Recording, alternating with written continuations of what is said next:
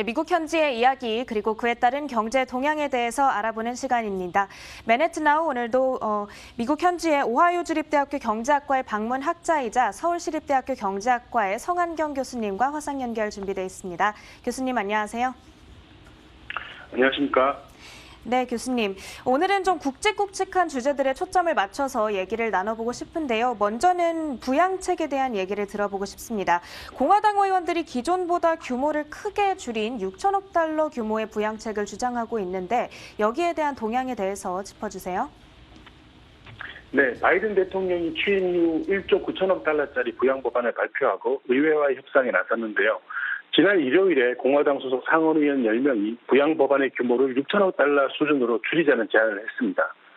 차이점을 좀 살펴보면 바이든의 총액 부양안에는 개인 소득 연 7만 5천 달러, 커플 합산 15만 달러 이하에 대해서는 기존 법안에서 600달러 주는 거에서 1,400달러를 더해서 총 2,000달러를 만들어주자 하는 것이었는데 이 금액을 낮춰서 공화당 안에서는 개인 소득 5만 불 이상 그리고 커플 합산 10만 불 이하로 그 금액을 하향시켰고요. 그리고 개인 4만 달러와 부부 8만 달러에 대해서만 600달러에서 1,000달러를 더 얹어주자라는 형태로 금액을 낮춘 것입니다.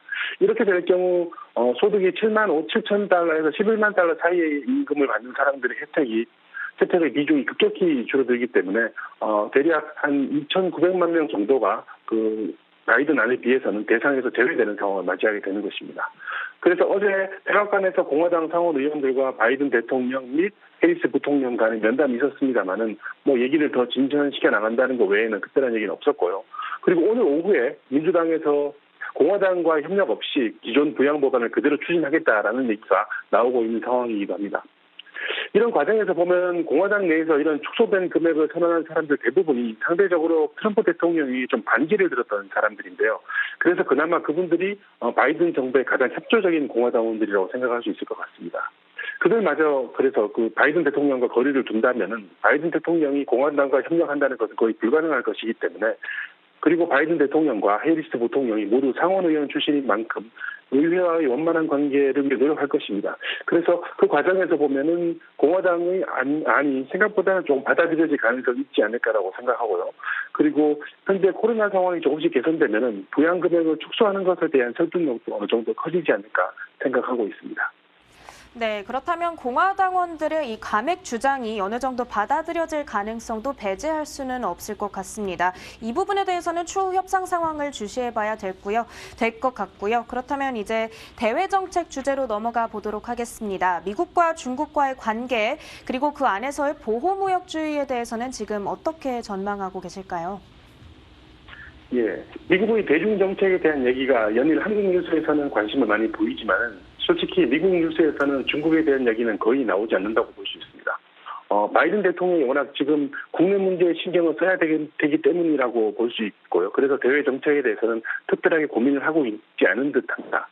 그러나 그 트럼프 대통령의 대중 노선에 대해서 상당히 동조하는 발언을 했던 블링컨 국무장관의 청문회 발언이라든지 아니면 쿼드를 통해서 대중 압박을 강화해야 된다고 했던 설리번 백악관 안보보좌관의 최근 발언으로 보면 미국의 대중 강경 노선이 약화될 기미는 전혀 없다고 봅니다.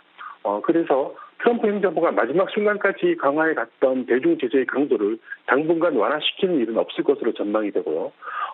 이런 상황을 쉽게 생각해 보면은 지금까지 이렇게 해왔으니까 앞으로도 별 차이가 없는 거 아니냐라고 생각할 수 있습니다만은 코로나 사태가 진정 국면으로 접어들 경우 미국의 대중 제재 효과는 중국 기업들의 잠재력을 장기적으로 상당히 손상시킬 가능성이 큽니다. 그렇다고 중국이 쉽게 물러설 입장도 아니고 곤혹스러운 상황이긴 합니다만은 어쨌든 최소한 앞으로 몇 년간 미국의 대중 강경 노선이 경제와 외교 안보 정책의 상수로서 자리 잡는 것으로 보는 것이 적절해 보입니다. 관련해서 지난 미국 그 바이든 대통령의 바이 아메리칸 행정 명령에서 그 바이든 대통령이 보호무역주의에 대한 의지를 강하게 드러냈는데요. 지금 국내 문제가 시급한 만큼 이런 보호무역주의적인 정책도 제조업 육성이라는 국내 정책의 종속 변수로 다루고 있습니다. 과거 트럼프 대통령이 한미 FTA 개정 협상 이후 스스로 그 성과를 자찬했었는데 솔직히 그 개정 협상의 내용이 미국의 협상팀 입장에서는 부실하게 짝이 없는 협상이었다고 봅니다. 그런 점에서 트럼프 대통령의 보호무역주의가 선언적이고 외형적인 모습이었던 것에 반해서 바이든 정부의 보호무역은 좀 더 구체적이고 실질적인 가능성이 커 보이고요. 특히 친환경, 친노동의 모습으로 은밀하게 강제될 가능성이 있어 보이기 때문에 한국 통상당국에서는 정말 제대로 긴장을 해야 될 시기가 온 듯합니다. 네, 이 대중정책에 대해서는 지금 당장 구체적으로 들려오는 얘기는 없지만 바이든 행정부에서는 조금 더 치밀한 보호무역주의가 예상된다는 말씀을 해주셨습니다. 잘 알겠고요. 다음으로 미국의 코로나19 상황도 점검을 해보도록 하겠습니다. 현재 백신 보급 현황이 어떤지 또 변이 바이러스 확산에 대한 우려는 어떤지 전해주세요. 네, 미국 내 코로나 상황은 지난주부터 확실히 진정 국면으로 접어든 것으로 보입니다. 7일 평균 확진자 숫자가 1월 11일 정점으로 급락해서 11월 중순 수준으로 지금은 떨어져 있고요. 사망자 숫자도 1월 10일 이후 정체된 모습을 보이고 있습니다. 백신 보급도 상당히 빨라진 상태인데요.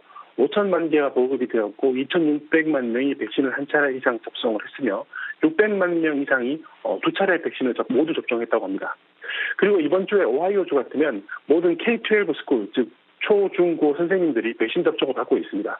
사실 오하이오주가 백신 접종 속도가 빠른 주가 아님에도 불구하고 백신 접종 대상자에 대한 얘기가 주위에서 속속 들려오고 있는 상황입니다. 이제 걱정이 변이 바이러스인데요. 파우치 소장 얘기로는 변이 바이러스도 백신으로 상당 부분 막을 수 있다고 합니다. 단 변이 바이러스 차단을 위한 좀 더 성능이 좋은 마스크를 공고해야 되는 것이 아닌가 하는 얘기가 나오고 있고요.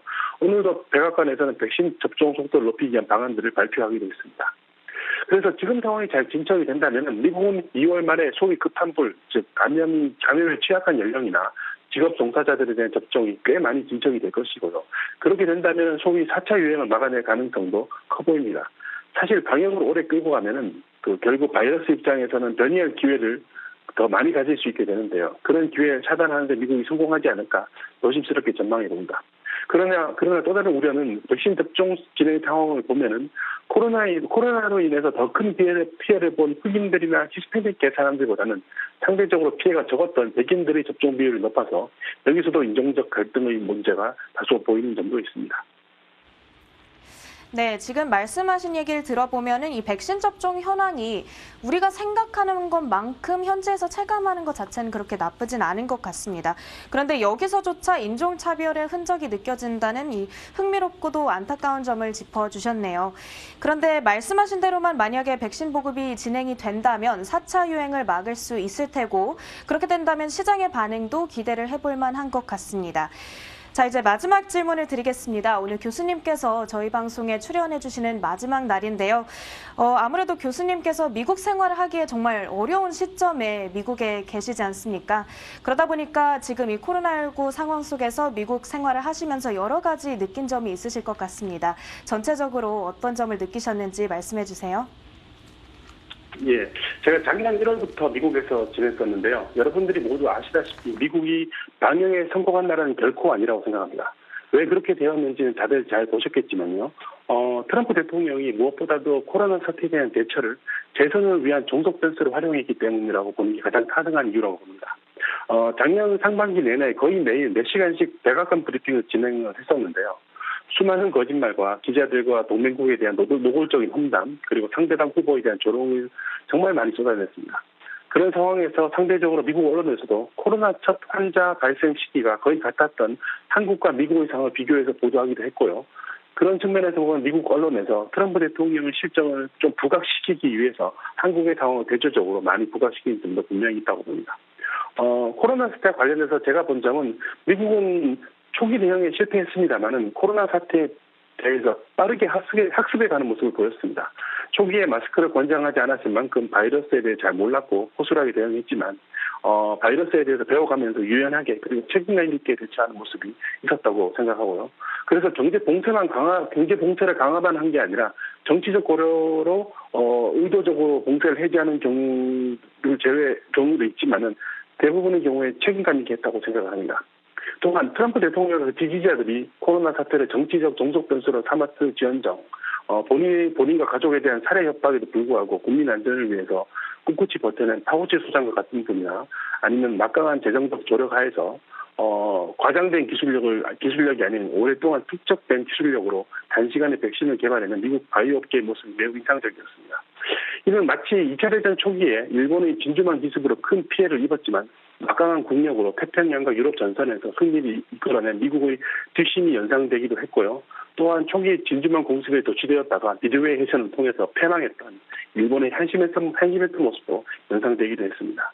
그래서 지금도 많은 확진자와 사망자가 나오고 있지만 2, 4분기 이후 미국 경제가 회복되지 않을까라고 조심스럽게 전망을 하고 있습니다. 그리고 그동안 저희 부족한 말씀을 들어주신 시청자 여러분들께 깊이 감사드린다는 말씀 꼭 전하고 싶습니다. 감사합니다. 네, 비록 미국이 방역에는 초기에 실패를 했지만 그 이후에 학습과 대응에 있어서는 탁월한 부분도 있었다라는 말씀으로 정리를 해주셨습니다. 지금까지 미국 오하이오 주립대학교 경제학과의 박문 학자이자 서울시립대학교 경제학과의 성한경 교수님 말씀 들어봤고요. 교수님 그동안 저희 방송에 출연을 해주셔서 이렇게 생생한 현지 이야기 정말 도움이 되는 정보 들려주셔서 정말 감사합니다. 네, 감사합니다.